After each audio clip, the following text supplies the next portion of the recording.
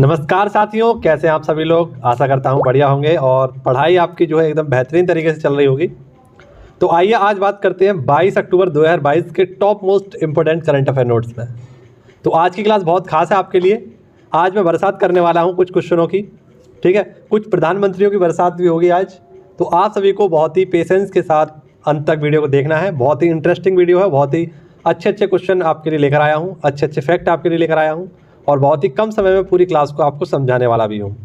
तो जितने भी मेरे साथी जो करंट अफेयर पढ़ने की शुरुआत कर रहे हैं उन सभी का स्वागत है, और जो भी मेरे भाई रिवीजन करना चाहते हैं उनका भी स्वागत है। आइए शुरुआत करते हैं पहले क्वेश्चन से। और पहला क्वेश्चन है हमारा, काशी तमिल संगम का आयोजन किया गया है। तो हाल ही में 16 नवंबर 2022 को इसका आयोजन किया गया था। किसके द्वारा? तो शिक्षा मंत्रालय के द्वारा इसका आयोजन किया गया। और इसके तहत क्या होगा, जो तमिलनाडु के विद्यमान हैं, तमिलनाडु के जितने भी विद्यमान हैं वो सब कहाँ जाएंगे? तो बनारस में जाएंगे, ठीक है। कहाँ जाएंगे मित्रों? बनारस में। जैसा कि आपको पता है कि कहीं पे भी आपने अगर पाप किए हो तो वो सारे पाप आपके कहाँ धुब जाएंगे? बनारस में, है ना। यानी कि आपके यहाँ पर धुबने वाले हैं। तो ऐसे ही मान लीजिए, अगर बनारस में अगर हमने या काशी में हमने पाप किया है तो वो कहाँ धोएंगे? आपके तमिलनाडु में, ऐसा मान लीजिए। तो तमिलनाडु के जितने भी आपके बुद्धिमान लोग हैं वो सब बनारस में आने वाले हैं। उन्हीं सभी को ज्ञान का पता लगाने के लिए कि इनके पास ज्ञान कहाँ से आया, इस लिंक का पता लगाया जाएगा, ठीक है। और इसका होस्टिंग कौन रहेगा? तो इसके होस्टिंग रहने वाले हैं आपके BHU और मद्रास IIT जो है आपकी IIT मद्रास, ये रहने वाले हैं। चलिए आज के लल्ला टॉप क्वेश्चन देखते हैं क्या थे। काशी यात्रा स्कीम ये कर्नाटक के द्वारा स्टार्ट की गई थी, आप सभी को पता है। पैट एग्जाम में ये क्वेश्चन आपका बना था। सबसे ज़्यादा साक्षर जिला हमारा कौन सा है? तो केरल है। और सबसे कम हमारा बिहार है। युवा कार्यक्रम शिक्षा मंत्रालय के द्वारा स्टार्ट किया गया था।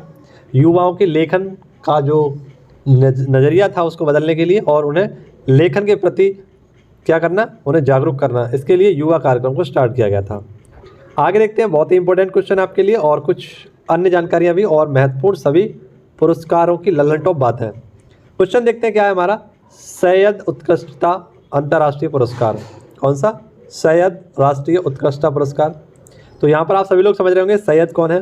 तो सैयद है हमारे जिन्होंने अलीगढ़ मुस्लिम ओरिएंटल मेमोरियल स्कूल का क्या किया था मित्रों?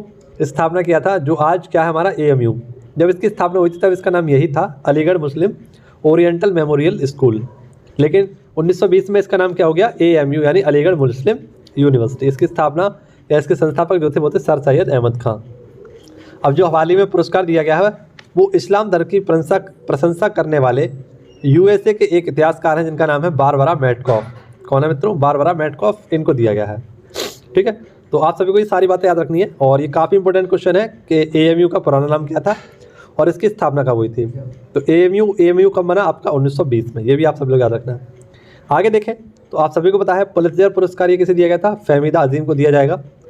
अमेरिका की सुप्रीम कोर्ट जो है इसमें पहली बार अश्वेत जज जो बनी है वो है आपकी केंताजी ब्राउन जैक्सन। कौन है? केंताजी ब्राउन जैक्सन। और अमेरिकी सिक्कों पर पहली बार जो अमेरिकी व्यक्ति या अश्वेत महिला जो छपी थी वो कौन थी आपकी? ये आपकी थी माया एंजेलो, ठीक है। तो ये इसकी सिक्कों पर छपी थी, ये भी अश्वेत थी, याद रखना आप लोग। खाद्य पुरस्कार किसे दिया गया है? डॉक्टर सिंथिया को। चिकित्सा का नोबेल पुरस्कार स्वांते पावो को दिया गया था। बुकर पुरस्कार 2022 सोहान करुणातिलक जो कि श्रीलंका के हैं, इनको दिया गया है। और नेक्स्ट अंतर्राष्ट्रीय बुकर पुरस्कार ये दिया गया था आपका गीतांजलि श्री को। यहीं पर मैं आपसे पूछूं कि लिबर्टी पुरस्कार कौन सा मित्रों? लिबर्टी पुरस्कार किसे दिया गया है? और इसके साथ विजडन चर्चिल अवार्ड किसे दिया गया है? तो ये दोनों पुरस्कार दिए गए थे यूक्रेन के राष्ट्रपति जेलेंस्की को। यहीं पर मैं आपसे पूछूं यूएनओ शांति पुरस्कार किसे दिया गया? तो सॉरी, यूनेस्को शांति पुरस्कार किसे दिया गया? तो ये दिया गया था आपका एंजेला मर्केल को, जो कि जर्मनी की चांसलर हैं, ठीक है। इन्हें ये पुरस्कार दिया गया था। ये भी बहुत इंपॉर्टेंट क्वेश्चन जो मैंने आपको बताया है बोलकर। और इस क्वेश्चन में हमारी होने वाली है प्रधानमंत्रियों की बरसात। तो कुछ बेहतरीन से प्रधानमंत्री और राष्ट्रपति होंगे आपके, जिनके बारे में आपको जानकारी दूंगा। पहले तो जान लेते हैं कि इंग्लैंड की जो प्रधानमंत्री हैं लिज ट्रेस, इनके द्वारा क्या कर दिया गया है मित्रों? इस्तीफा दे दिया गया है, ठीक है। इस्तीफा दे दिया इन्होंने और ये सबसे कम समय की यहाँ की प्रधानमंत्री बनने वाली हैं। यानी 45 दिन तक इन्होंने केवल यहाँ पर शासन किया, यहाँ पर अपना कार्यकाल अपनाया। इनसे पहले जो प्रधानमंत्री थे यानी किसके स्थान पर आई थी? तो ये थे बोरिस जॉनसन, जो कि यहाँ के पूर्व प्रधानमंत्री थी। एक और महत्वपूर्ण बात है यहाँ जानने के लिए, जो यहाँ की गृह मंत्री थी सुएला बेवरमैन, आपने इनका नाम सुना होगा। सुएला बेवरमैन, इन्हें हाल ही में एक पुरस्कार दिया गया था एंजेला मर्केल, माफ करना, एलिजाबेथ सेकंड पुरस्कार से इन्हें सम्मानित किया गया था। इन्होंने भी अपना इस्तीफा दे दिया है, ये भी आपको बात जाननी चाहिए। अब जान लेते हैं कुछ बातें, जैसे कि कुछ हमारे इम्पोर्टेंट प्रधानमंत्री हैं। जैसे कि आपको याद रखना है कि न्यूजीलैंड की प्रधानमंत्री हैं आपकी जेसिका अर्डन, ठीक है, कौन है? Jessica Ardern. जापान के प्रधानमंत्री फूमियो किसिडो, आप सभी को पता होंगे। होंडुरास की पहली महिला प्रधानमंत्री ये है सियोमोरा कास्त्रो। श्रीलंका के प्रधानमंत्री हैं दिनेश गुणवर्धन और यहाँ के राष्ट्रपति कौन है? तो विक्रम रणले-सिंधे। नेपाल के प्रधानमंत्री हैं शेर बहादुर देवुआ और यहाँ के राष्ट्रपति कौन है? विद्या देवी भंडारी। चीन के प्रधानमंत्री कौन है? तो ये है शी जिनपिंग, यहाँ जी की जगह लेना सी। पाकिस्तान के नए प्रधानमंत्री शहबाज शरीफ हैं। दक्षिण कोरिया के नए राष्ट्रपति हैं आपके योन सुक योल। और हंगरी की पहली महिला राष्ट्रपति है कैटलिन नोवाक। कौन है मित्रों? Katalin Novak. तो ये आपके कुछ प्रधानमंत्री थे जो मैंने आपको बताए हैं। आगे आपके सामने एक और इम्पोर्टेंट क्वेश्चन, और इसमें आपके लिए एक इम्पोर्टेंट बॉक्स लेकर आया हूँ। इस इम्पोर्टेंट बॉक्स को आप जरूर देख लेना। हालांकि क्वेश्चन अभी तक मेरे ख्याल से मेरी नज़रों के सामने तो नहीं आया है, लेकिन आपकी नज़रों में ये सवाल आया हो तो मुझे कमेंट बॉक्स में ज़रूर बताना, ठीक है। क्वेश्चन है हमारा वर्ल्ड ऑस्टियोपोरोसिस दिवस। पहले तो हमारा ये क्वेश्चन है वर्ल्ड ऑस्टियोपोरोसिस दिवस ये कब मनाते हैं? आपका 20 अक्टूबर को मनाते हैं। 1996 को पहली बार मनाया गया था। ऑस्टियो का मतलब होता है यहाँ पर हड्डी, और पोरोसिस का मतलब होता है कमज़ोर। जब हमारी हड्डी कमज़ोर हो जाती है तो उसको बोला जाता है ऑस्टियोपोरोसिस। और जब हड्डियाँ कमज़ोर हो जाती हैं तो क्या हो जाता है? फ्रैक्चर होता है हाथों में, हाथ होते हैं या पैर होते हैं। यानी आपको मान लीजिए जरा सी अगर ठोकर सी लग गई और आप गिर गए तो यहाँ पर आपकी हड्डी टूट जाएगी, फ्रैक्चर हो जाएगा। और जब हड्डी टूट जाती है हमारी तो क्या होता है? पीओपी का प्लास्टर होता है। और पीओपी का सूत्र क्या होता है आपका? तो CaSO4 ½ H2O, ये हमारा सूत्र होता है, ठीक है। ये पॉइंट आप सभी लोग याद रखेंगे ना। चलिए, इसकी 2022 की जो थीम रखी गई है वो है step up for bone health, यानी आपको जो अपना कदम रखना है वो बहुत संभाल कर रखना है अपनी हड्डियों के स्वास्थ्य के लिए, यानी कोई है ना आपकी हड्डी तोड़ देगा, ठीक है। हाँ, चलिए आगे देखते हैं। अब आपके सामने है इम्पोर्टेंट बॉक्स। तो देखिए, सबसे पहले रिकेट्स रोग, ये विटामिन डी की कमी से होता है, आप सभी को पता है ना।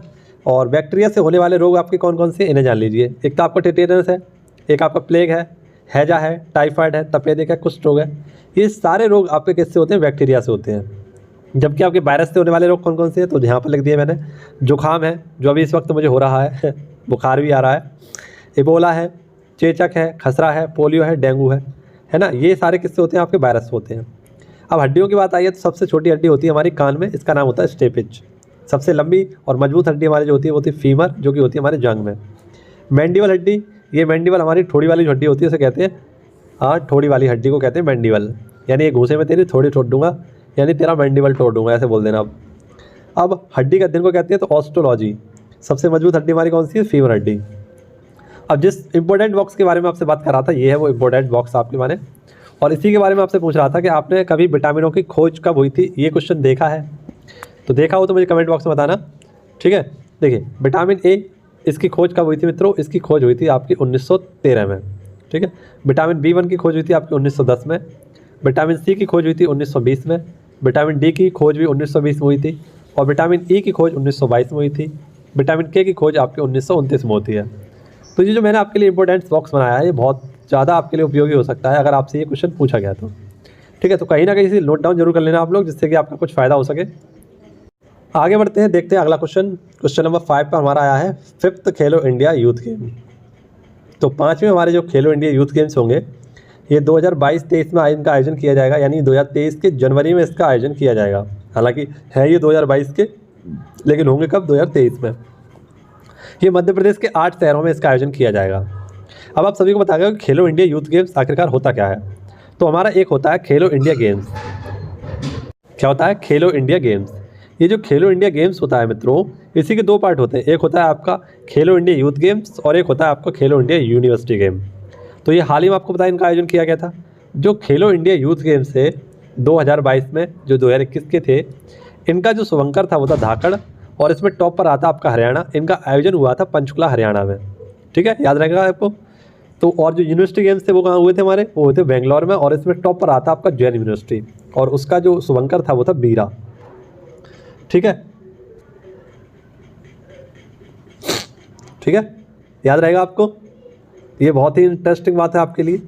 तो 2022 में इसका आयोजन 2022 का था वो कहाँ पर होगा? आपका मध्य प्रदेश के 8 शहरों में होने वाला है, और इसमें लगभग 8500 एथलीट इसमें भाग लेने वाले हैं।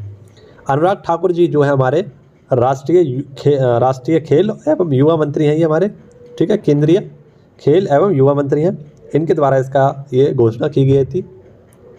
कुछ ललन टॉप बातें देख लीजिए, जैसे 37वें राष्ट्रीय खेल ये कहाँ पर होंगे, गोवा में, और जो 36वें हुए थे वो कहाँ हुए थे, गुजरात के अहमदाबाद में, यानी गुजरात के कुछ शहरों में हुआ था इसका आयोजन, जबकि इसका अंत होगा सूरत से।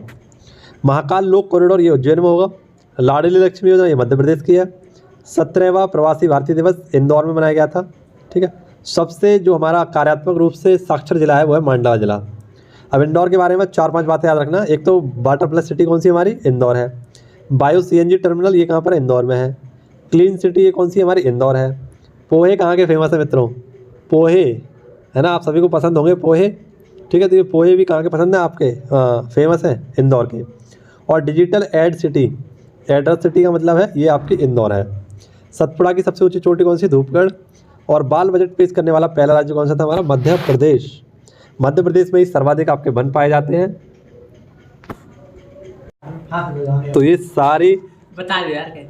मध्य प्रदेश ही आपका क्या है, सोयाबीन के लिए सबसे ज़्यादा फेमस आपका राज्य है, ठीक है। तो ये सारी बात आप लोग याद रख लेना, अगर आप लोग याद रख सकते हैं तो। अगर नहीं रख सकते तो आप मेरे साथ बने रहिए, आपको याद करा दूंगा, ठीक है। चलिए आगे बढ़ते हैं और देखते हैं अगला क्वेश्चन क्या है आपका। अगला क्वेश्चन है मिशन लाइफ। ये मिशन लाइफ जो है आपका, ये समझ लीजिए लाइफ स्टाइल फॉर एनवायरनमेंट, ये इसकी फुल फॉर्म है ना, ऐसे समझ लीजिए। और आपको पता है गुजरात में क्या चल रहा है, इलेक्शन चलने वाले हैं कुछ समय बाद। तो गुजरात में स्टैचू ऑफ यूनिटी जो कि आपकी कहाँ पर है, अहमदाबाद में साधु बेट द्वीप पर, साबरमती नदी पर, यहीं पर मिशन लाइफ को स्टार्ट किया गया है नरेंद्र मोदी जी के द्वारा। और आपके भाई साहब हैं एंटोनियो गुटारेस। आप सभी लोग जानते होंगे एंटोनियो गुटारेस के बारे में। तो UNO के क्या है, ये महासचिव है, यानी वर्तमान में अध्यक्ष हैं। अब आप सभी लोग कह रहे हैं सर UNO क्या है ये, तो UNO विश्व में शांति स्थापित करने के लिए इसकी स्थापना की गई थी 24 अक्टूबर 1948 को, माफ़ करना, या 1948 से आप सभी लोग कर लेना 1945, ठीक है। ये गलती से हुआ है जो कुछ हुआ है, जो मेरी हैंड राइटिंग थी इसमें थोड़ा सा दिक्कत हो गया था, 8 बना दिए है, ठीक है। तो यहाँ पर आप 45 कर लेना, ये केवल टाइपिंग मिस्टेक है, ऐसा समझ लीजिए। 1900 इसके सदस्य देश जो हैं वो कितने हैं, 193 सदस्य देश हैं। और 193 में जो सदस्य देश है वो आपका दक्षिणी सूडान। इसकी राजधानी याद रखना जुबा होती है। इसमें कुल अंग कितने होते हैं, तो 6 कुल अंग होते हैं। और इस 6 अंगों में से इसका एक अंग है जिसका हेडक्वार्टर कहाँ पर है, द हेग में, और वो है आपका अंतर्राष्ट्रीय कोर्ट या अंतर्राष्ट्रीय न्यायालय। अंतर्राष्ट्रीय न्यायालय जो होता है इसमें 15 आपके जज होते हैं। 15 जज इसमें होते हैं और इनका कार्यकाल होता है 9 वर्ष का। और एकमात्र भारतीय जो अभी वर्तमान में यहाँ पर क्या है जज हैं, उनका नाम है दलवीर भंडारी जी। तो आप सभी लोग याद रखना, बहुत इंपॉर्टेंट है। द हेग का जो पुराना नाम, ये द हेग कहाँ पर था आपका, नीदरलैंड में, और नीदरलैंड का जो पुराना नाम था आपका हॉलैंड। अब आपके लिए मैं समझाता हूँ, इसको फॉलो जो करेगा, मिशन लाइफ को जो फॉलो करेगा उसे बोला जाएगा प्रो प्लैनेट पीपल, इसको बोला जाएगा। टिकाऊ विकास के लिए, सतत विकास के लिए और पर्यावरण की सुरक्षा को बढ़ावा देने के लिए इसको स्टार्ट किया गया है मिशन लाइफ को। एकता दिवस आपका कब मनाते हैं, 31 अक्टूबर को सरदार वल्लभ भाई पटेल की जयंती है। मिशन स्कूल ऑफ एक्सीलेंस ये भी गुजरात से स्टार्ट किया गया था। और विश्व का पहला CNG टर्मिनल कहाँ पर स्थापित होगा, भावनगर, आपका भावनगर गुजरात में। अब मुझे आप बताइए कि भावनगर गुजरात में आपका कौन सा अनुसंधान केंद्र है, जल्दी से मुझे कमेंट बॉक्स में बताइए कौन सा अनुसंधान केंद्र है। ये कमेंट बॉक्स में मुझे आंसर आप सभी लोग देना, ठीक है। चलिए आगे बढ़ते हैं। क्वेश्चन नंबर 7 आपका, निहोन्सु का GI टैग की मांग किसने की है। तो निहोन्सु एक आपका जापानी शेक है, यानी चावल को किडविन करके वैसे बनाया जाता है जापानी शेक को। हमें भी चाहिए जापानी शेक, हम भी पियेंगे जापानी शेक। तो ये जापान ने इसकी मांग की है। जापान की राजधानी के बारे में आप सभी लोग जानते होंगे, टोक्यो। सबसे पहले समझते हैं ये GI टैग क्या होता है। तो GI टैग का मतलब होता है ग्लोबल इंडिकेटर, यानी भौगोलिक संकेतक। ये 10 वर्षों के लिए प्रदान किया जाता है, कितने, 10 वर्षों के लिए प्रदान किया जाता है। और पहली बार इसको जो प्रदान किया गया था 2005 में इसको प्रदान किया गया था। और दार्जिलिंग की चाय पश्चिम बंगाल को इसे दिया गया था, ठीक है। और हाल ही में अपने निहोन्सु एक ड्रिंक है, इसके लिए जापान ने मांग की है GI टैग की। जापान की राजधानी टोक्यो जो कि किसके, इसके होन्सु द्वीप पर बसी है, जो कि इसका सबसे बड़ा द्वीप है। इसी को निप्पनों का देश, सुकुमारों का देश इसे कहा जाता है। उगते हुए सूर्य का देश जापान को कहा जाता है। जापान के 4 मुख्य द्वीप हैं, जिनमें होक्काइडो सबसे उत्तर में है, उसके नीचे आपका होन्सु है सबसे बड़ा, इसी पर आपकी टोक्यो राजधानी है। उसके नीचे शियोकू और उसके नीचे आपका क्यूशू जो कि सबसे छोटा द्वीप है इसका, ठीक है। तो ये बात आपको जापान से याद रखनी थी। आगे आपके सामने है क्वेश्चन, तो हमारा यही था केवल आपका ये, ठीक है। अगर आपको याद रखना है रक्षा सचिव कौन है हमारे, तो अरमाने गिरधर हैं, वर्तमान में अरमाने गिरधर, इनको नियुक्त किया गया है। तो मैंने सोचा ये सारी चीज़ें आपके लिए लिख दूँ। राजस्व सचिव कौन है आपके? संजय मल्होत्रा। विदेश सचिव है आपके विनय मोहन क्वात्रा। कैबिनेट सचिव कौन है? राजीव गाबा। और राष्ट्रपति के सचिव कौन है आपके? राजेश वर्मा। तो ये पॉइंट भी आप सब लोग याद रख लेना। आगे आपका है question number 9, Sakharov prize for freedom of thoughts. ये पुरस्कार दिया गया, बहुत इंपॉर्टेंट है, और यूक्रेन की जनता के लिए, यूक्रेन के लोगों के लिए ये पुरस्कार दिया गया है। सखारोव पुरस्कार अगर आपसे पूछा जाए किसके द्वारा दिया गया है, तो ये यूरोपियन यूनियन के द्वारा प्रदान किया गया है। इसका हेडक्वार्टर कहाँ पर है यूरोपियन यूनियन का? तो यह ब्रुसेल्स में है। और ये किसके लिए दिया जाता है? मानवाधिकार के लिए दिया जाता है। और रूस का विरोध किया है किसने? यूक्रेन की जनता ने, इसलिए इन्हें दिया गया है। ठीक है, पहली बार ये 1988 में दिया गया था नेल्सन मंडेला को। रंग भेद की नीति को विरोध करने के लिए ये दिया गया था। यूक्रेन की बात आई तो ऑपरेशन गंगा, यूक्रेन से भारतीयों को बाहर निकालने के लिए। सेंटर फॉर लिबर्टी, ये यूक्रेन की संस्था है, इसे 2022 का शांति का नोबेल पुरस्कार दिया गया है। इसके साथ साथ रूस की एक संस्था है जिसे दिया गया है, वो है आपकी मेमोरियल को। ठीक है, और आगे आपका क्वेश्चन है 14वें जनजातीय युवा आदान प्रदान कार्यक्रम। तो ये कहाँ पर इसका आयोजन हुआ है? नई दिल्ली में। गृह मंत्री आपके अमित शाह और युवा मंत्री अनुराग ठाकुर जी के द्वारा इसे स्टार्ट किया गया है। ये हरियाली उत्सव और मिशन कुशल कर्मी भी आपका नई दिल्ली का ही है। ठीक है, ये सारे पॉइंट आप लोग याद रखना। आज आप सभी लोग अगर कमेंट बॉक्स में एक उत्तर दे पाएँ तो मुझे दे पाना। ठीक है, एक क्वेश्चन मैं आपसे पूछता हूँ कि अगर मैं आपसे पूछूँ कि आपका जो दक्षिण में रेलवे जोन है ना, अगर मैं आपसे पूछूँ दक्षिण का रेलवे जोन किस राज्य में है या किस शहर में है, इसका आंसर अगर आपने दे दिया तो मैं समझूंगा आपके रेलवे की तैयारी बहुत अच्छी चल रही है। और देखता हूँ कि जो दक्षिण में हमारा रेलवे जोन है इसका हेडक्वार्टर कहाँ पर है। ठीक है, बिना ऑप्शन के इसका जो कोई आंसर दे पाए देना। और बाकी कमेंट बॉक्स में इतना ज़रूर बताना आज की वीडियो आपको कैसी लगी।